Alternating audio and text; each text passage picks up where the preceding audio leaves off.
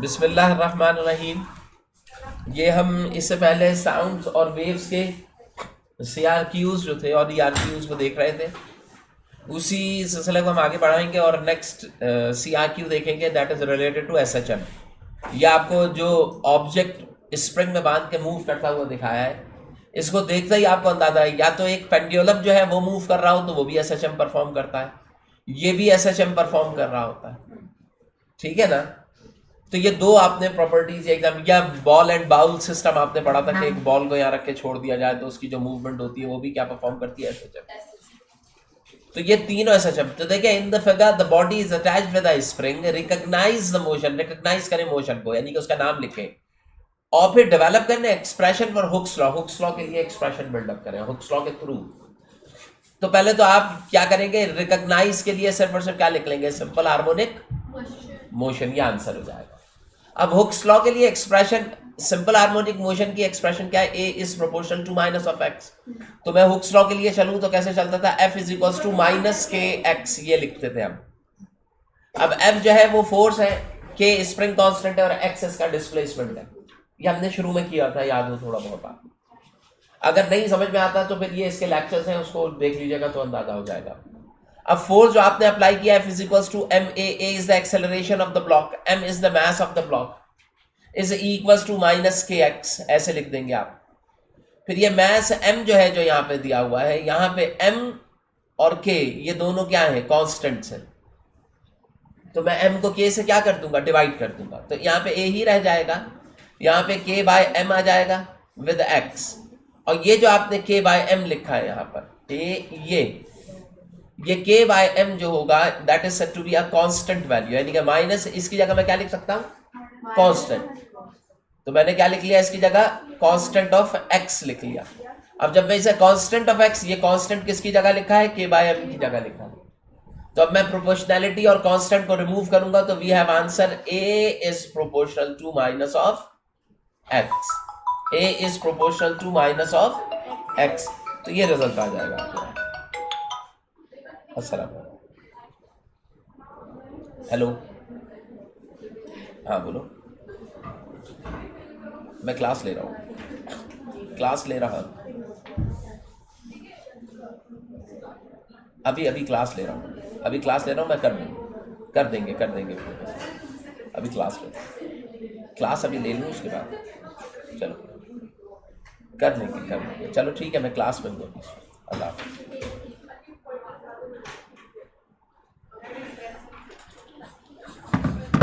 तुम्हें समझ में आया?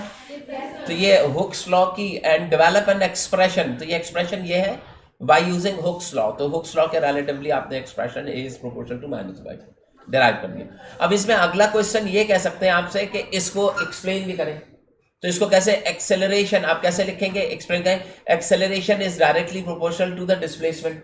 ये क्या चीज है, ये एक्सेलरेशन है, और ये क्या चीज है, डिस्प्लेसमेंट। तो इसको वर्डिंग में कैसे लिख लेंगे कि acceleration is directly proportional to the displacement.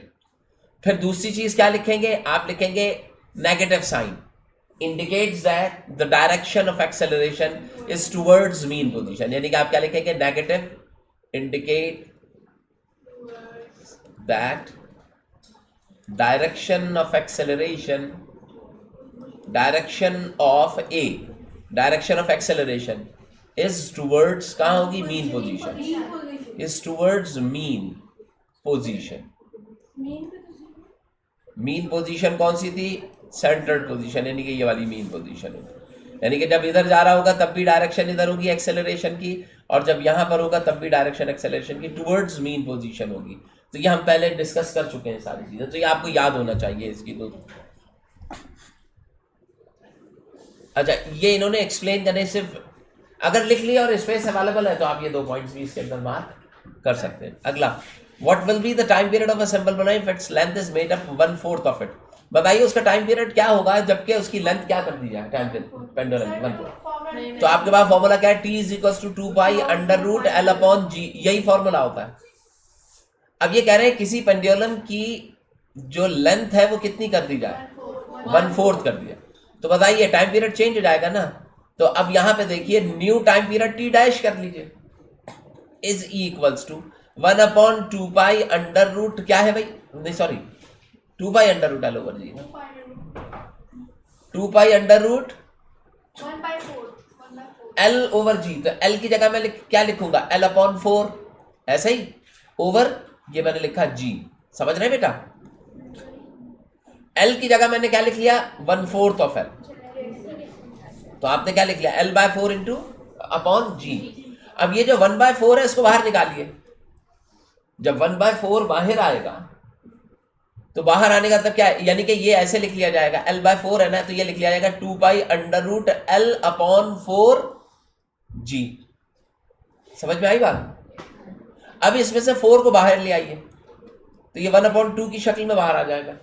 यहाँ पे बचे, जब 4 बाहर आएगा तो 2 बन जाएगा ना, तो बचेगा क्या, यहाँ पे रहेगा 2 पाई अंडर रूट, ऊपर क्या रहेगा L और नीचे क्या रहेगा G। तो बताइए 2 पाई L ओवर G, ये 1/2 तो ऐसे ही रहेगा। ये जो लिखा है आपने 2 pi L over G, that is equals to what, 2 pi L over G किसके बराबर था, प्रीवियस टाइम पीरियड। तो इसकी जगह मैं क्या लिख लूंगा, T। तो इसका मतलब क्या है, new time period is half of the previous one. आप क्या लिखेंगे, हाफ ऑफ प्रीवियस, यानी कि स्पीड बढ़ जाएगी और टाइम पीरियड कम हो जाएगा। डिफाइन पिच, पिच क्या होती है, shrill and graveness of the sound is called its pitch, depends upon the frequency.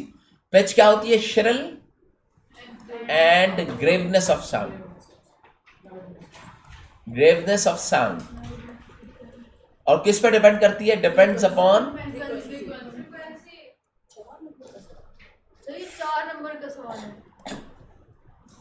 अब ये देखें, describe one factor which effects pitch and loudness. बताइए वो कौन सा फैक्टर है जो पिच और लाउडनेस के ऊपर डिपेंड करेगा। तो पिच के ऊपर डिपेंड करने वाला फैक्टर कौन सा है, फ्रीक्वेंसी। और लाउडनेस पे डिपेंड करने वाला फैक्टर क्या है, क्योंकि देखिए पिच को भी डिफाइन करना है और लाउडनेस क्या है, लाउडर एंड फेंट साउंड, लाउड एंड फेंट साउंड के दरमियान डिस्टिंग्विश करते हैं। तो वो अब ये बता रहे हैं आपको एक फैक्टर लिखना है पिच का और एक फैक्टर लिखना है। तो पिच का फैक्टर क्या हो गया, फ्रीक्वेंसी, और लाउडनेस का फैक्टर क्या हो गया, intensity of sound, intensity of sound. ये फैक्टर किसके ऊपर डिपेंड करेगा, लाउडनेस। और लाउडनेस खुद है क्या, डिस्टिंग्विश बिटवीन फेंट एंड लाउडर साउंड। ठीक है, तो अब ये बताइए, एक नंबर इसकी डेफिनेशन, एक नंबर इसकी डेफिनेशन, एक नंबर इसका फैक्टर और एक नंबर इसका फैक्टर, 4 नंबर। समझ रहे, in the diagram show another transverse waves, draw another, आपसे कह रहे हैं एक और ट्रांसवर्स वेव्स ड्रॉ करो। Travel through the same medium, इसी मीडियम से गुजरे, with the twice the amplitude and, जिसकी फ्रीक्वेंसी भी क्या हो, दो डबल हो, और एम्पलीट्यूड भी क्या हो, डबल। डबल होने का मतलब, फ्रीक्वेंसी डबल होने का मतलब क्या है कि जहां पे एक वेव कंप्लीट हो रही हो वहां पे कितनी होनी चाहिए, 2। बताओ यहां से अगर तुम चलो तो पहली वेव यहां पे कंप्लीट हो रही है, तो मुझे इस यानी कि हाफ वेव में एक वेव कंप्लीट हो जाए, तो फुल वेव में कितनी वेव्स कंप्लीट हो, 2। अच्छा, एम्पलीट्यूड भी क्या होना चाहिए, डबल। बताइए अभी एम्पलीट्यूड कितना आ रहा है, तो डबल का मतलब क्या है, इसका मतलब क्या है, मैक्सिमम पॉइंट यहां पे टच करना है। अब ये बताइए कि हाफ वेव में एक फुल वेव बनानी है, तो हाफ वेव को हाफ करें तो यहां पे 2 पे पहुंचेंगे। अब अगर मैं इसको बनाऊंगा तो ये ए ऐसे ऊपर उठ के यहां पे टच करेगा और ए ऐसे नीचे आके इधर आएगा, और फिर मैं क्या करूंगा, यहां से नीचे जाऊंगा नेगेटिव की तरफ, ए यहां से ऐसे जाके ये -4 पे टच करके। बताइए ये अभी एक वेव बनी है, यहां पे अगर टोटल देखें तो कितनी वेव्स हैं, 1 और 2, तो टोटल कितनी बनेंगी, 4। अब ये पहली हो गई, दूसरी दोबारा से आप ऊपर लेके जाइए, इधर टच करें, ऐसे लेके आए यहाँ पे नीचे, फिर यहां से नीचे लेके आए इधर, और इसी के ऊपर, इसी के ऊपर ड्रॉ एन अनदर कह रहा है। यहां तक आ गए ना। अब आप यहां से इंक्रीज करेंगे, यहां पे लाएंगे, फिर ये डिक्रीज होके यहां पहुंचेगी, फिर यहां पे ए इधर आएगी, और फिर ए यहां पे, फिर यहां से इंक्रीज करके यहां से, फिर यहां पर, फिर यहां पर, और फिर यहां पर। अब ये बताइए कि वेव्स काउंट करें तो देखिए कितनी बनेंगी, ये पहली बनी, ये दूसरी बनी, ये थर्ड वन है, और ये फोर्थ वन है। एम्पलीट्यूड भी डबल हो गया और फ्रीक्वेंसी भी क्या हो गई, डबल। समझ में आ गई बात। अच्छा, तुमसे कहते हैं इसकी फ्रीक्वेंसी बताओ, तो फ्रीक्वेंसी के लिए बताइए फ्रीक्वेंसी का फॉर्मूला क्या होता है? वेव्स डिवाइडेड बाय टाइम, ऐसा ही है। बताइए जो फ्रीक्वेंसी इन्होंने शुरू में बताई थी, इसको अगर मैं F1 कहूं, कितनी वेव्स हैं? कितनी वेव्स हैं? 2। कितनी देर में बन रही है? 2 1 2, 2 8 16, तो 1/8 सेकेंड इसका क्या होगा? फ्रीक्वेंसी होगी पहले वाली। दूसरे की फ्रीक्वेंसी निकालें, कितनी वेव्स हैं? Divided by 16, 1/4 second. समझ रहे? इन्होंने निकालने के लिए कहा नहीं है, लेकिन आपने इसको क्या कर दिया? कैलकुलेट कर दिया। ठीक है, इन्होंने कहा नहीं था। अच्छा भाई, तो ये हो गई आपके पास। अब आ जाते हैं ज्योमेट्रिकल ऑब्जेक्ट्स की तरफ। तो यहाँ पे आपके पास वेव एंड मोशन के पिछली वीडियो जरूर देख लीजिए। अब वेव एंड मोशन में सबसे पहला क्वेश्चन कह रहे हैं concave mirror are used in headlights of automobiles. Why का मतलब क्या है? Explain with reason how they help to get a clear view of a far object. जो मोस्ट इंपॉर्टेंट है वो क्या है कि वो ऑब्जेक्ट्स, हेडलाइट्स जो कि गाड़ी से बहुत दूर होते हैं, उनको मैं कैसे देख पाता। तो आप जानते हैं कि गाड़ी की जो हेडलाइट होती है, हेडलाइट ऐसे है, इसके अंदर ऐसे कॉन्केव मिरर लगा हुआ होता है, यू पॉलिश्ड होता है। हम क्या करते हैं? बल्ब को इंस्टॉल करते हैं एट इट्स फोकस। हम बल्ब को इंस्टॉल करते हैं कहां पर? फोकस। अब जब लाइट स्ट्राइक करती है इसके एजेस पे, तो after reflection it becomes parallel to one another. After reflection क्या हो जाती है? ये रेज या बीम जो होती है वो क्या हो जाती है? Become parallel to one another. जब एक दूसरे से पैरेलल हो गई तो इसका मतलब क्या है? Can cover more distance to lightning up the objects. ठीक है, तो बताइए फिजिकल रीजन क्या हुआ कि why we use concave mirror in headlights? Because when we place bulb at its focus, जब मैं बल्ब को कहां रखूंगा? सुन रहे हैं? When we place bulb at the focus of the mirror, after reflection, rays become parallel, which helps to see the clear view of far objects. समझ गए? हम कॉन्केव मिरर इसलिए यूज करते हैं कि जब हम फोकस के ऊपर बल्ब को प्लेस करते हैं, तो रिफ्लेक्शन के बाद रेज जो होती है वो क्या हो जाती है? एक दूसरे के पैरेलल, और पैरेलल रेज जो होती है वो हेल्प करती है फार ऑब्जेक्ट्स को क्लियरली देखने में। क्लियर? आगे चलूं? समझ में आ गया अच्छी तरीके से? ये हम एग्जाम में दे चुके हैं कई दफा, तो ये यहीं से उठाया गया। Which of the following lies is converging? Converging का मतलब क्या होगा? जिसका बॉटम, ये देखिए, ये कन्वर्जिंग है। अच्छा, ये वाला भी देखिए कन्वर्जिंग है, ये वाला भी कन्वर्जिंग है, ये वाला भी कन्वर्जिंग।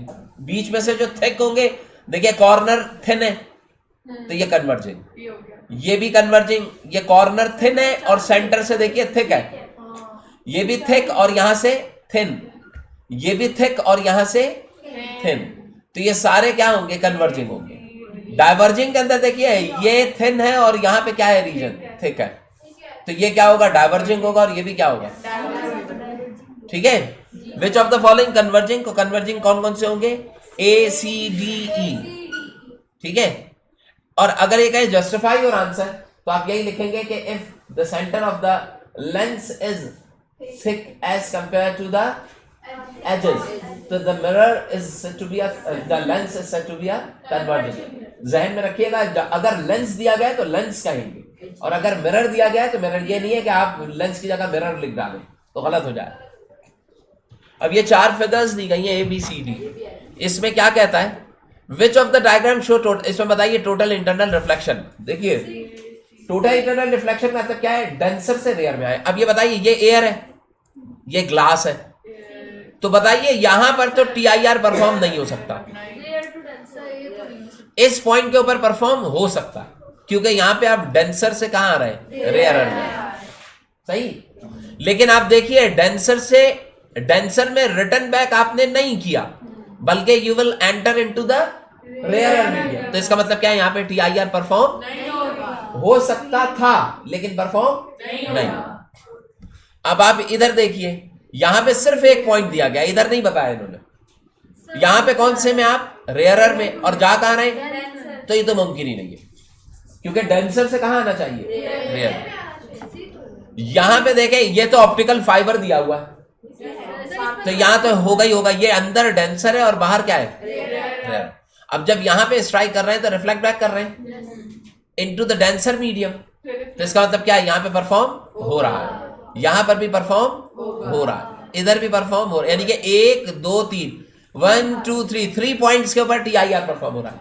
यहां पर नॉर्मल रिफ्रैक्शन परफॉर्म हो रहा है, और यहां से जब आप एंटर होते थे तब भी क्या परफॉर्म हो रहा था, रिफ्रैक्शन परफॉर्म हो रहा था। TIR कहां परफॉर्म हुआ है, सिर्फ 1 पे 2 पे और 3 पे, जबकि इन दोनों पॉइंट्स के ऊपर आपके पास रिफ्रैक्शन परफॉर्म हो रहा है, समझ रहे हैं। तो C के ऊपर TIR परफॉर्म हुआ, और ये आप जानते हैं कि ऑप्टिकल फाइबर है।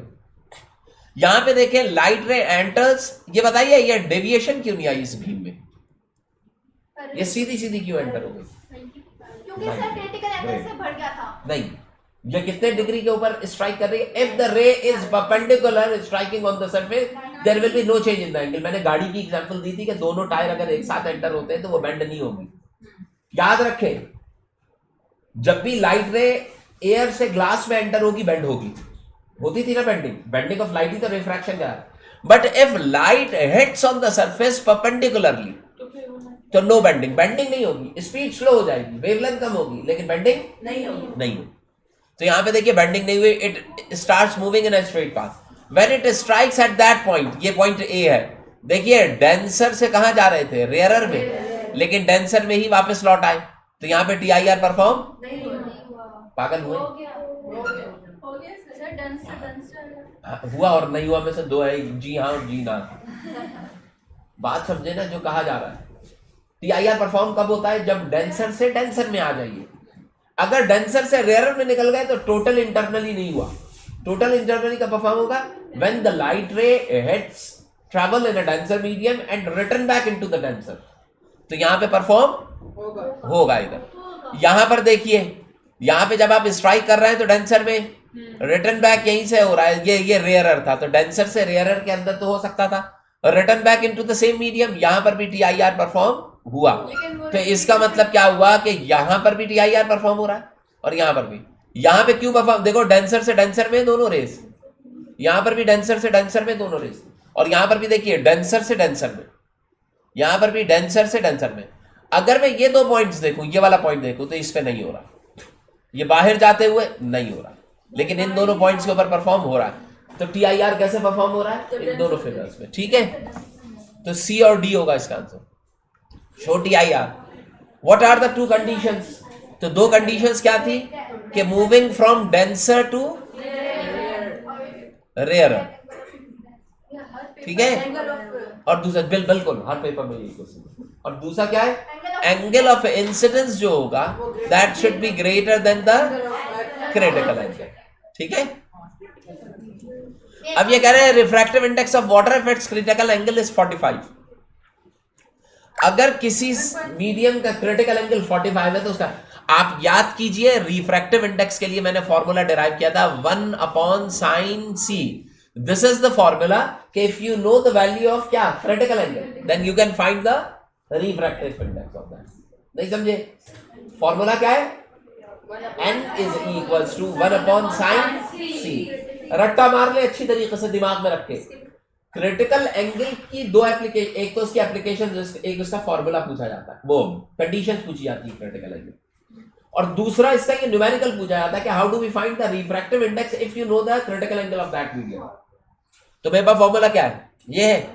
अब ये बताइए कि 1/sin क्रिटिकल एंगल कितना है, 45। तो 1/sin 45, sin 45 किसका है, 1/√2 के बराबर होता है।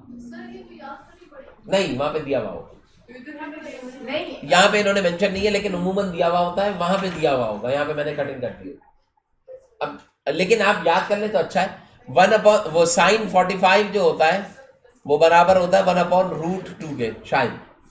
अब जब आप इसे पलटोगे, यानी कि यहाँ पे क्या लिख लेंगे, 1/√2, जब आप इसे पलटेंगे तो आंसर आएगा √2। तो this is the refractive index of water which are going to be calculated with the help of, which is going to be calculated with the help of critical angle, जिसको हम किसके थ्रू निकाल रहे हैं, critical angle के through, क्योंकि ये मेरे पास क्रिटिकल एंगल का formula. A convex lens is placed between object, देखो दैट इज इंपॉर्टेंट। एक कॉन्वेक्स लेंस है, इक्वेशंस याद है ना, 1/p + 1/q = 1/f। अच्छा देखिए, एक कॉन्वेक्स लेंस है, सुने, क्वेश्चन को रीड करना बहुत जरूरी है, रीड नहीं करेंगे तो नहीं समझ में आएगा। ये सीधा सवाल नहीं है, ये टेढ़ा सवाल है। अब ये टेढ़ा कैसे है जरा समझिए। ये कह रहे हैं convex lens is placed, convex lens को रखा गया between object and screen. Screen वो होता है जहां पे इमेज बनती है। बताओ भाई, ये कह रहा है ये स्क्रीन था और यहां पे कहीं ऑब्जेक्ट था, इनके दरमियान में मैंने किसको प्लेस किया है? तो बात तो वही हुई ना कि convex lens is in between object and image. मतलब ऑब्जेक्ट से लेंस के दरमियान का डिस्टेंस क्या कहलाता है? P। और इमेज जो यहां पे बन रही होगी उससे लेंस तक का डिस्टेंस क्या कहलाता है? Q। अब देखो क्या कह रहा है, to get its real image. Real image मैंने बना भी दी, लो भाई, मैंने उल्टी इमेज बनाई है, इसका मतलब क्या, इमेज क्या होगी? रियल। अब क्या कहता है, विच इज मैग्निफाइड, जो कि बड़ी है।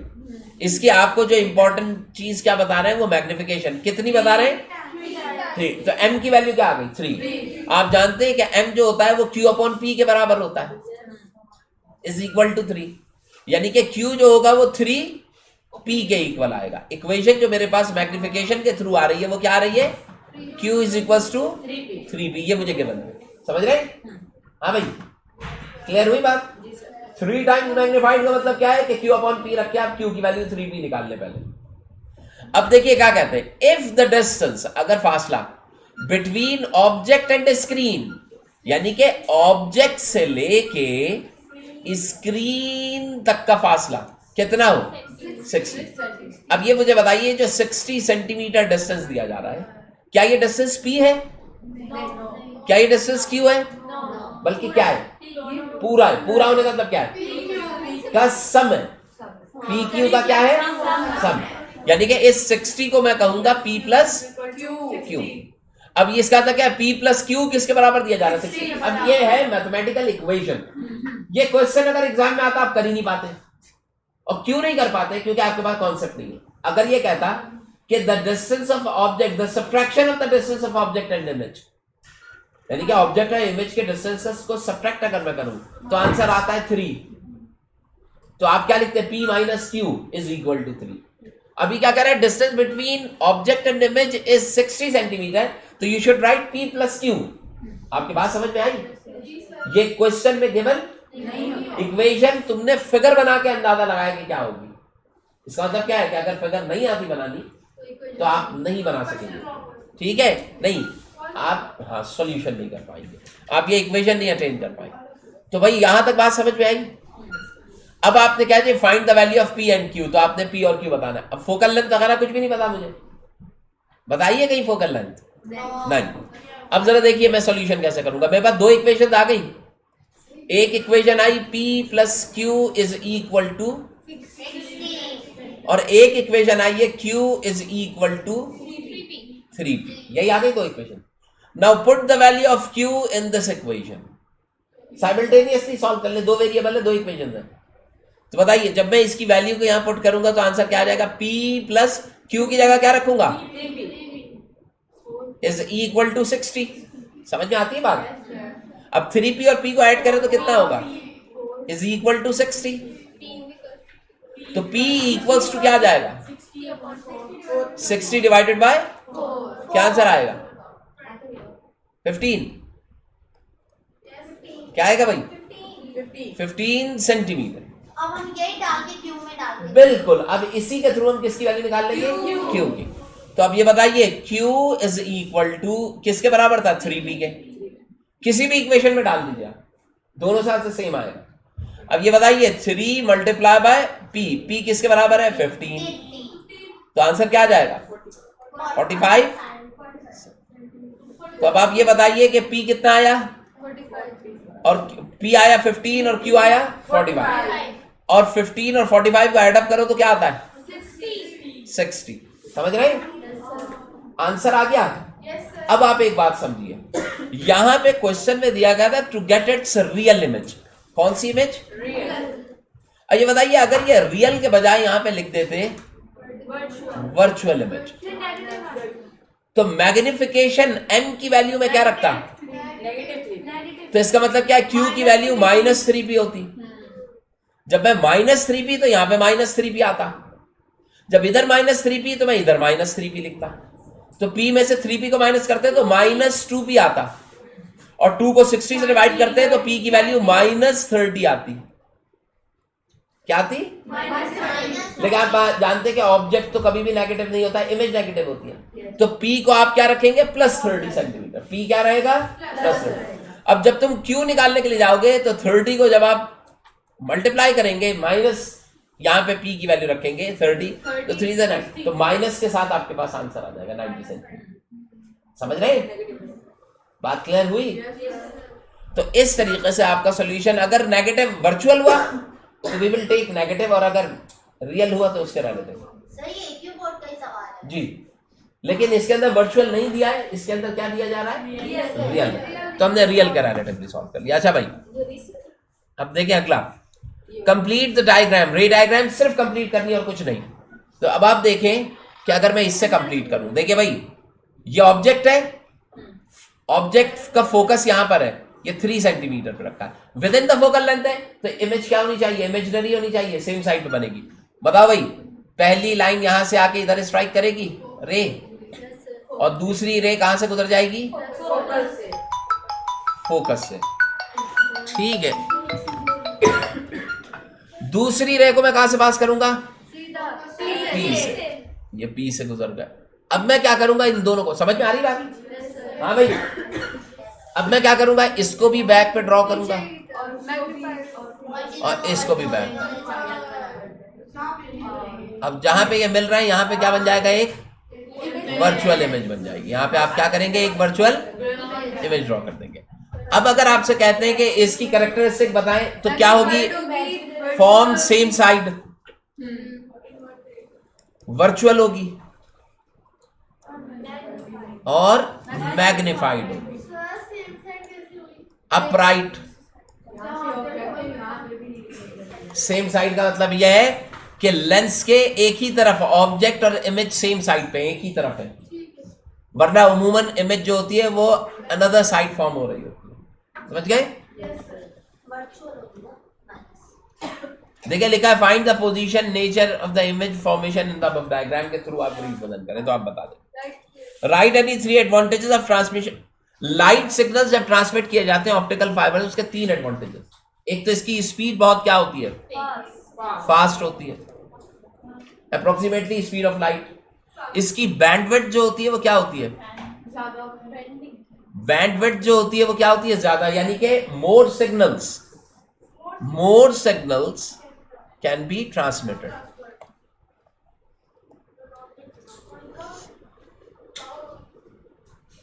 ठीक है, और तीसरा क्या होगा भाई, बताओ। Huge amount of data can be transmitted.